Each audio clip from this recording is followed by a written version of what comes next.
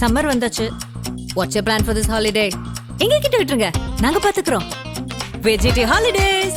GT Holidays, South India's #1 travel brand. இனி வீட்லயே பானிபூரி செய்யலாம் எல்லாரும். ஆச்சி பானிபூரி கிட். இந்த கூட்டணியில டாமினேட் பண்றது அப்படிங்கிறது பிஜேபி தான். மிக முக்கியமாக அதிமுக தொண்டர்கள் இந்த கூட்டணியை விரும்பல. யாரு வெடி வெடிச்சாங்க, யாரு ஸ்வீட் கொடுத்தாங்க, யாருமே மகிழ்ச்சியா இல்ல அப்படிங்கிற கருத்தை தொடர்ச்சியா சொல்லிட்டே வராங்க அப்படிங்கறத பாக்குறோம். இவர்கள் சொல்வதற்கெல்லாம் நாம் பதில் லாவணி பாடி கேட்டுக்கொண்டு வேண்டிய அவசியம் இல்லை. அதிமுக மிக தெளிவாகவும் உறுதியாகவும் சரியாகவும் இருக்கிறது. 2026 திமுகவை நிச்சயமாக வீட்டுக்கு அனுப்பும். அதற்கான மிக சரியான தேர்தல் வியூகம் தான் இந்த கூட்டணி. முதலமைச்சரே கொத்தடிமை அப்படிங்கிற வார்த்தையை பயன்படுத்துறாரு அப்படிங்கறதெல்லாம் பாக்குறோம். இதெல்லாம் எதோட வெளிப்பாடுன்னு நீங்க பாக்குறீங்க? பாஜக அதிமுக இரண்டும் தனித்தனி அணி அமைத்து தனியாக நிற்கும். நாம் மிக எளிதாக வெல்லலாம் என்ற கனவில் இருந்தது திமுக. அதனால்தான் தொடர்ந்து பாஜக மோடி என்கிற பூச்சாண்டியை மையப்படுத்தி கொண்டே வந்தது திமுகவும் அதன் தோழமை கட்சிகளும். அவங்க சிறுபான்மையினருக்கு மிகப்பெரிய அச்சுறுத்தலை அளித்து அவருடைய ஓட்டுகளை பெறுவதுதான் வாடிக்கையான வழக்கமாக திமுக கொண்டிருக்கிறது. ஆனால் உண்மையிலேயே சிறுபான்மை மக்களுக்கு பாதுகாப்பு அரணாக இருப்பது அதிமுக தான். அப்ப பாஜகவோடு அதிமுக இன்று கூட்டணியாக வைத்துக் கொண்ட பிறகு மக்கள் மத்தியில் ஒரு பதற்றத்தையும் பொய்யான செய்திகளும் பரப்புவதற்காக திரு ஸ்டாலின் அவர்கள் பழைய செய்திகளை எல்லாம் தூசட்டி எடுத்து ஒவ்வொன்றாக சட்டமன்றத்திலே பேசி மக்களை நம்ப வைக்க முயற்சிக்கிறார். நிச்சயமாக நடக்காதுங்க.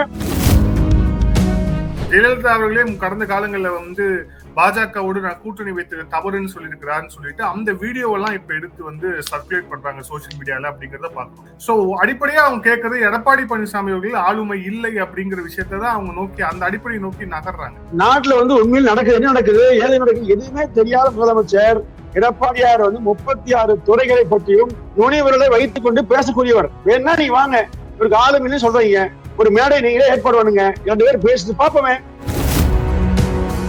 நாம் தமிழர் கட்சியோட ஒருங்கிணைப்பாளர் சீமான், இன்னொன்னு தாவேகாவுடைய விஜய், இவங்க 2 பேரை இந்த அலைன்ஸ்ல கொண்டு வரதுக்கான பேச்சுவார்த்தைகளோ இல்ல நகர்வுகளோ அதிமுக தரப்புல இருந்து இருக்கா? கூட்டணி இல்லாமல் தனித்து தமிழ்நாட்டில் நிற்க முடியாத ஒரு தைரியம் இல்லாத கட்சி திமுக, ஆளுமை இல்லாத கட்சி திமுக. ஆனால் தைரியத்தோடு ஆளுமை நிரூபித்து தைரியமா நின்ற எடப்பாடியார். எனவே கூட்டணிக்கு எல்லோரும் வர வேண்டும் என்கிற எண்ணம் அதிமுக கொண்டு எல்லோரும் வர வைக்கிறாங்க. விஜய் வர வைக்கிறோம், சீமா வர வைக்கிறோம், இன்னும் தமிழ்நாட்டில் உள்ள எல்லா கட்சியும் நிச்சயமாக வருங்க. ஆதர் நேயர்களுக்கு அன்பு வணக்கம். இன்றைய சிறப்பு நேர்காணலில் நம்முடன் இணைந்திருக்கிறார் அரசியல் விமர்சகர் பொங்கலூர் மணிகண்டன் அவர்கள். சார் வணக்கம். வணக்கம். அதிமுக பாஜக கூட்டணி அமைச்சதுல இருந்தே அது தொடர்பாக விமர்சகர்கள், மூத்த பத்திரிகையாளர்கள் நிறைய பேர் நிறைய கருத்தை பதிவிட்டுட்டே வராங்க. அதுல மிக முக்கியமான கருத்தாக இருக்கிறது அப்படிங்கிறது இந்த கூட்டணியில டாமினேட் பண்றது அப்படிங்கிறது பிஜேபி தான். மிக முக்கியமாக அதிமுக தொண்டர்கள் இந்த கூட்டணியை விரும்பல. யாரு வெடி வெடிச்சாங்க, யாரு ஸ்வீட் கொடுத்தாங்க, யாருமே மகிழ்ச்சியா இல்ல அப்படிங்கிற கருத்தை தொடர்ச்சியா சொல்லிட்டே வராங்க அப்படிங்கறத பாக்குறோம். இதுல அதிமுக தொண்டர்களோடு ஒரு நெருங்கிய ஒரு உறவு இருக்கிறவரா உங்களுடைய பார்வை என்ன? உண்மையிலே அதிமுக தொண்டர்கள் அப்படிதான் நினைக்கிறாங்களா? இல்ல சார், அதாவது பொது எதிரியை வீழ்த்துவதற்காக உருவாக்கப்பட்டதுதான் இந்த கூட்டணி. இந்த கூட்டணி பொறுத்தவரையில திமுக 26 நிச்சயமாக வீட்டுக்கு அனுப்பப்பட வேண்டும். இதுல பலருடைய வதந்தி, பலருடைய கற்பனை, பலருடைய வெறுப்பு அரசியல், இதைத்தான் விமர்சகர்கள் என்கிற பெயரிலும் பல பத்திரிகையாளர்கள் பெயரிலும் தேவையில்லாமல் அதிமுக பாஜக கூட்டணி பற்றி கருத்து சொல்றாங்க. இப்போ அதிமுக பொதுச் செயலாளர் மிக தெளிவாக இன்னைக்கு கூட பேசினாரு. திரு அமித்ஷா அவர்கள் சென்னையில் அளித்த பேட்டியில மிக நேர்த்தியா சொன்னார். அதாவது அதிமுக பாஜக கூட்டணி ஆட்சி அமைக்கும், கூட்டணி அரசு அமைக்கும் சொல்லல. அப்ப இவர்கள் எல்லாம் அந்த ஒரு வார்த்தையை பிடித்து கொண்டு கூட்டணி அரசு அமைக்க போறாங்க என்று வதந்தியை கிளப்புறாங்க. இன்னொரு புறம் தொண்டர்கள் விரும்பலன்னு சொல்றாங்க. இன்னொரு புறம் இது பொருந்தா கூட்டணி சொல்றாங்க. அப்போ இவர்கள் இதுக்கு முன்பாக சொன்னதெல்லாம் பாருங்க, மெகா கூட்டணி அமைக்க முடியல, பாஜக அதிமுக இணைந்திருந்தால் வெற்றி பெற்றுக்கலாம்னு சொல்லி சில ஊடகங்களாக பேசினாங்க. ஆனாலும் இவர்களுக்குள்ள ஒற்றுமை இல்லை இப்படி நிறைய சொன்னாங்க. அதனால இவர்கள் சொல்வதற்கெல்லாம் நாம் பதில் லாவணி பாடி கேட்டுக்கொண்டு வேண்டிய அவசியம் இல்லை. அதிமுக மிக தெளிவாகவும் உறுதியாகவும் சரியாகவும் இருக்கிறது. 2026 திமுகவை நிச்சயமாக வீட்டுக்கு அனுப்பும். அதற்கான மிக சரியான தேர்தல் வியூகம் தான் இந்த கூட்டணி. இதுல இந்த விமர்சகர்கள் அப்புறம் இந்த பத்திரிகையாளர்களுடைய கருத்தை ஓர வச்சுட்டு திமுகவுடைய கருத்துக்கே பார்ப்போமே. திமுக இந்த கூட்டணி அமைந்த நாள்ல இருந்து தொடர்ச்சியாக அவங்க முரசொலிய வரக்கூடிய கட்டுரைகள், கருத்துகள், அப்புறம் அவங்களுடைய அமைச்சர்கள் உதிர்க்கக்கூடிய வார்த்தைகள் எல்லாமே அதிமுக என்னமோ அவங்களுடைய கட்சியை வந்து டெல்லியில அடமானம் வச்சுட்டாங்க, முதலமைச்சரே கொத்தடிமை அப்படிங்கிற வார்த்தையை வந்து பயன்படுத்துறாரு அப்படிங்கறதெல்லாம் பாக்குறோம். இதெல்லாம் எதோட வெளிப்பாடுன்னு நீங்க பாக்குறீங்க? அச்சத்தின் வெளிப்பாடுங்க, வேற ஒன்றுமே இல்லை. ஏன்னா பாஜக அதிமுக இரண்டும் தனித்தனி அணி அமைத்து தனியாக நிற்கும், நாம் மிக எளிதாக வெல்லலாம் என்ற கனவில் இருந்தது திமுக. அதனால்தான் தொடர்ந்து பாஜக மோடி என்கிற பூச்சாண்டியை மையப்படுத்தி கொண்டே வந்தது திமுகவும் அதன் தோழமை கட்சிகளும். இன்னொரு விஷயம்ங்க, திமுக இருக்கிற தோழமை கட்சிகள், அதன் தோழமை கட்சிகள் எல்லாருமே எப்படியாவது திமுகவில் இந்த முறை கூடுதலாக இடங்களை பெற்றுவிடலாம் அதிமுகவை காட்டி. அதாவது அதிமுக பிஜேபி தனித்தனியாக இருக்கும், நீங்கள் இவ்வளவு தொகுதிகளை ஒதுக்காவிட்டால் நாங்கள் அதிமுகவோடு சென்று விடுவோம் என்கிற ஒரு மிரட்டல் தோணியை கையில் எடுத்துக்கொண்டு பேசிக்கொண்டிருந்தாங்க. உண்மை. குறிப்பா பாத்தீங்கன்னா பிசிக கூட 25 இடங்களில் நாங்கள் கேட்டு பெறுவோம் சொன்னாங்க. ஆனா இனிமேல் பாருங்க, அந்த 6 இடம் பெறுவதே சிரமம்.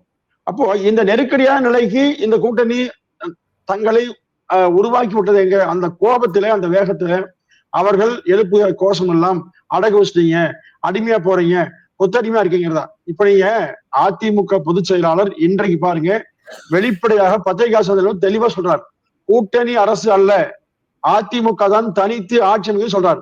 அப்போ இந்த துணிவோடு இருக்கிற அதிமுக இவருடைய இந்த கூக்குரல் எல்லாம் எந்த விதத்திலும் அதிமுகவை பாதிக்காது. இந்த விஷயங்க 1974 இதே ஏப்ரல் 16ஆம் தேதி திரு கருணாநிதி அவர்கள் கொண்டு வந்த அந்த மாநில சுயாட்சி தீர்மானத்தை தூசு தட்டி எடுத்து மீண்டும் திரு ஸ்டாலின் கொண்டு வர அவசியம் என்ன? அப்போ 51 ஆண்டு காலம் நீங்கள் தோற்றுதான் அர்த்தங்க.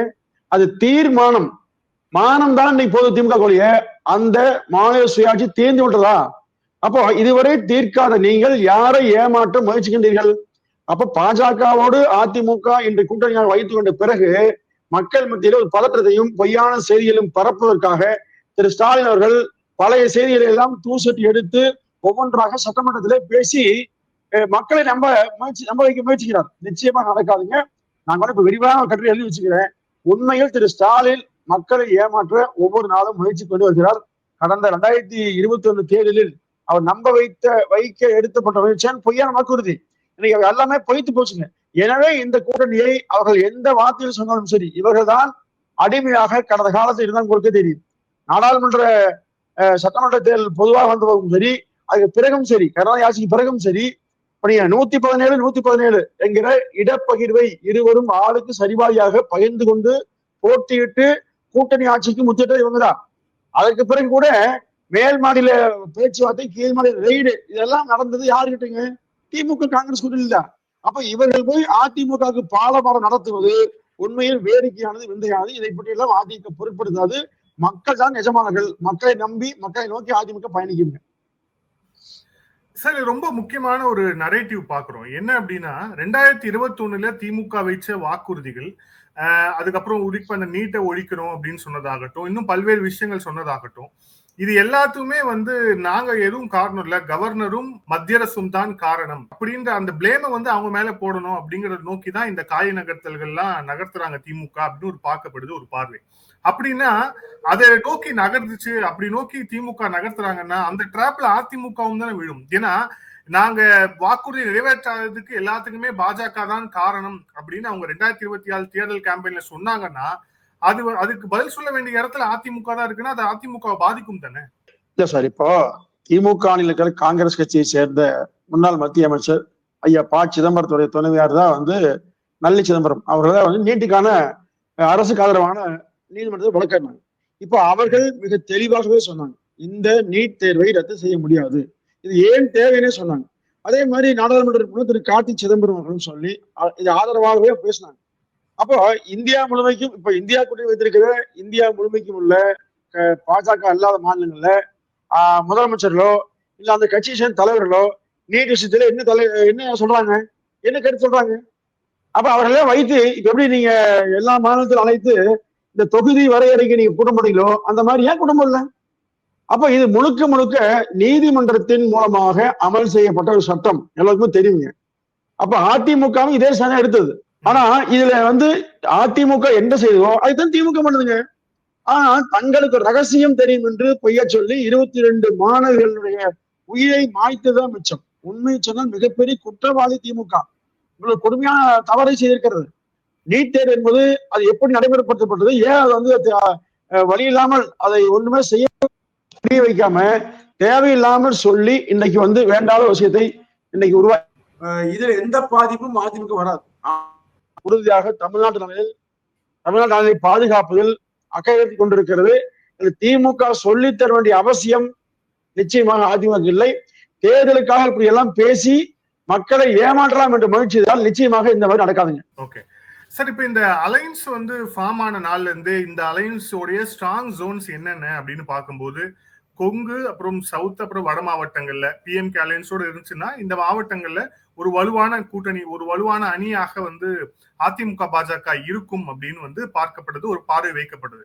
ஆனா அது மட்டுமே வந்து ஒரு மெஜாரிட்டி மார்க்கை கிராஸ் பண்ற அளவுக்கு பத்துமாங்கிற ஒரு கேள்வி இருக்கு. மிக குறிப்பாக டெல்டா, அதுக்கப்புறம் வந்து சென்னை, இந்த பகுதி எல்லாத்துலயுமே வந்து இந்த கூட்டணி சேர்ந்தாலும் கூட இந்த கூட்டணி வீக்கா தான் இருக்கும் அப்படிங்கிற ஒரு பார்வை முன்வைக்கப்படுது. இல்ல அதை கவுண்டர் பண்றதுக்கு அதிமுக தலைமையிடம் எதுவும் திட்டம் இருக்கா? இல்ல, எல்லா பகுதியிலுமே மக்கள் செல்வாக்கை இந்த கூட்டணி பெறுங்க. இன்னும் பல கட்சிகள் கூட்டணியில் சேர போறாங்க. மிகப்பெரிய வலிமையான கூட்டணி மாறப்போகிறது. நீங்க இந்த கூட்டணியுடைய கட்சிகள் சேர்ந்து கடந்த காலம் வாங்கிய வாக்குகள் நினைத்தாலே மிக சாதாரணமாக 200 இடங்கள் கொடுக்குங்க. இப்ப நீங்க கடந்த காலத்துல திமுக கூட மேற்கு மண்டலமே இல்லாம தான் ஆட்சியை பிடிச்சது. அது ஒரு பிரச்சனையும் அல்லங்க. நான் சொல்வது 200 இடங்களுக்கு மேல் அதிமுக கூட்டணி வெல்லுங்க. அதுல ஒரு இடங்கள் தூட்டி போகலாம். நமக்கு பெரும்பான்மை தேவை 118 தான்.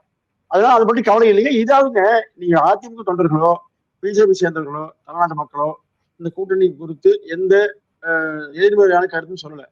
திமுக வீழ்த்துவதற்கு சரியான கூட்டணி என்றுதான் எல்லாம் பேசுறாங்க.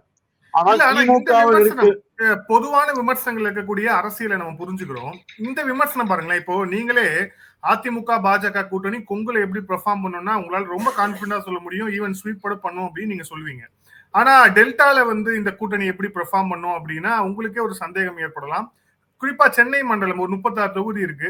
சோ இங்க எப்படி பெர்ஃபார்ம் பண்ணும் அப்படின்னா அதுல ஒரு தயக்கம் இருக்க தானே செய்யுது. இல்ல சார், அதாவது எம்ஜிஆர் அவர் இருக்கிற போதே சென்னை திமுக பெரும் கோட்டையா இருந்தது. ஆனா அந்த கோட்டையை கூட அதிமுக பல முறை தகர்த்திருக்குங்க. அதனால நீங்க வந்து கடந்த கால வென்றாங்க அப்படிங்கிற வைத்துக் கொண்டு இந்த முறை அப்படியே அவங்க வெல்வாங்க, அதிமுக வாய்ப்பு குறைவுன்னு கருத வேண்டிய அவசியம் இல்லை. மக்களுக்கு மிகப்பெரிய அதிர்ச்சி இருக்குங்க. சென்னையை சுற்றியுள்ள மாவட்டங்கள்ல வெள்ளம் வந்த போது அந்த மக்களே கண்டுகொள்ளாமல் வீடுகளே முடங்கி இருந்தவர்கள் திமுகவை சேர்ந்த அமைச்சர்களும் சட்டமன்ற நாடாளுமன்ற உறுப்பினர் தான். அதனால மக்களுக்கு மிகப்பெரிய அவநம்பிக்கை அதிமுக தலைவர்கள் மீது நம்பிக்கையும் திமுக மீது அவநம்பிக்கை இருக்குங்க.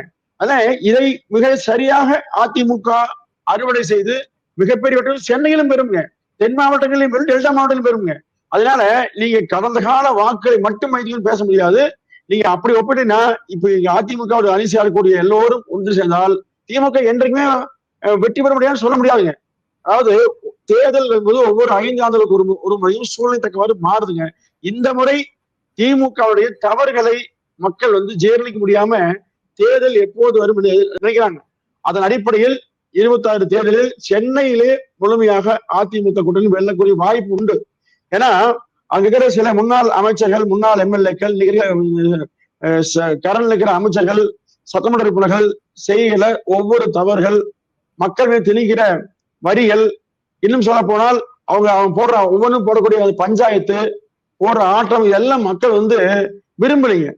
அப்போ எப்பொழுதுமே திமுக ஆட்சிக்கு வந்தாலுமே தமிழ்நாட்டை பொறுத்தவரையில அவர்கள் சென்னையில பெரும் முதலாளித்துவ மனப்பான்மை செய்யப்படுவாங்க. இன்றைக்கும் நீடித்து கொண்டே இருக்கிறது. மக்களுக்கு தேவை ஒரு நிம்மதியான வாழ்க்கை அளிக்கக்கூடிய அரசு. சட்டம் ஒழுங்கு மோசமா இருக்குது, அதுதான் மக்கள் பாதுகாப்பு இல்லாம வாழ்றாங்க, உணர்றாங்க. அப்போ இதை கருத்தில் கொண்டு மிக எளிதாக தமிழ்நாடு முழுமைக்கும் அதிமுக வெல்லும். 200 சொல்றேன். அப்ப நீ சென்னை எங்க நிக்கும் பாருங்க, எல்லா பக்கம் வெல்லுங்க. நிச்சயமாக 2024 திமுக இதை உணர்தான் போகுங்க. இதுல இன்னொரு முக்கியமான விஷயம் என்னன்னா, இந்த வரக்கூடிய விமர்சனங்கள்ல ஒரு அடிப்படையான ஒரு விஷயத்த பாக்குறோம்.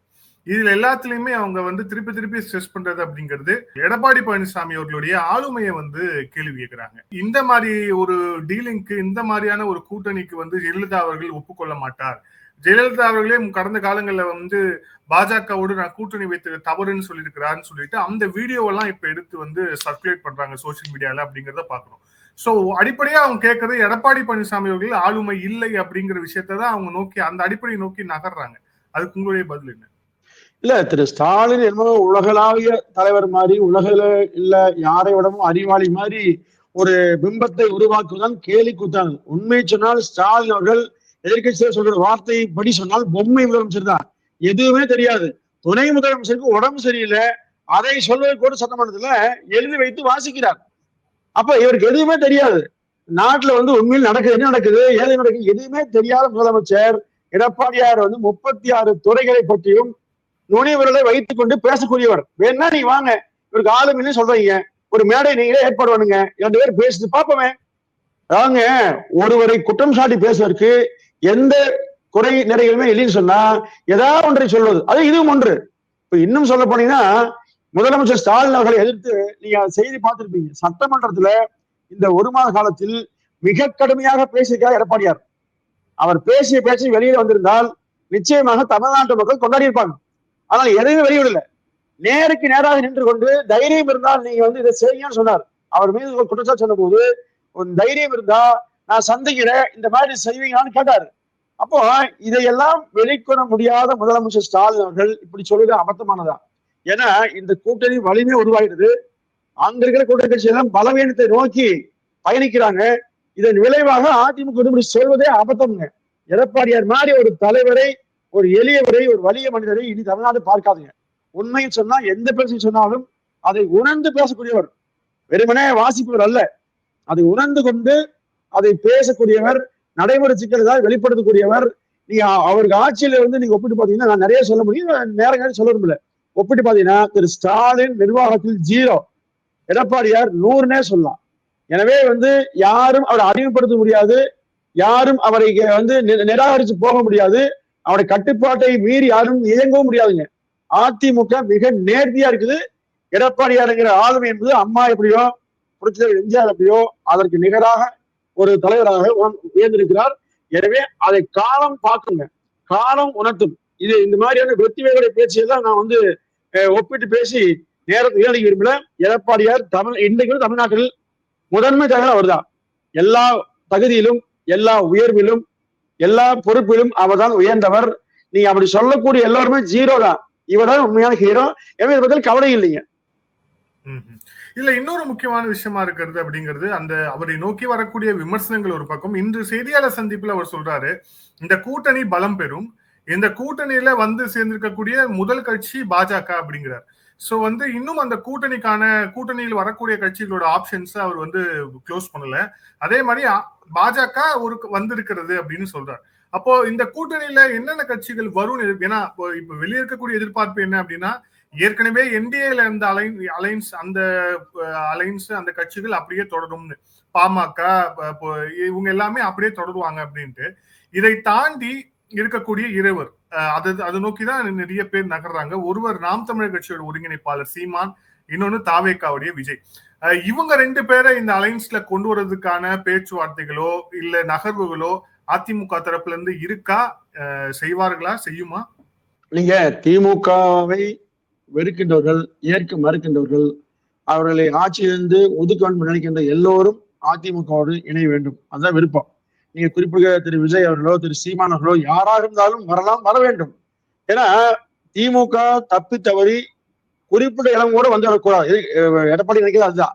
ஒரு எதிர்கட்சி அந்தஸ்து கூட பெற முடியாத சூழ்நிலையை திமுக உருவாக்க வேண்டும். ஏன்னா கடந்த 4 ஆண்டுகளாக நாங்க தான் பெரிய இயக்கம், நாங்க தான் வலிமையா இருக்கிறோம் போய் சொல்றாங்க. கூட்டணி இல்லாமல் தனித்து தமிழ்நாட்டில் நிற்க முடியாத ஒரு தைரியம் இல்லாத கட்சி திமுக, ஆளுமை இல்லாத கட்சி திமுக.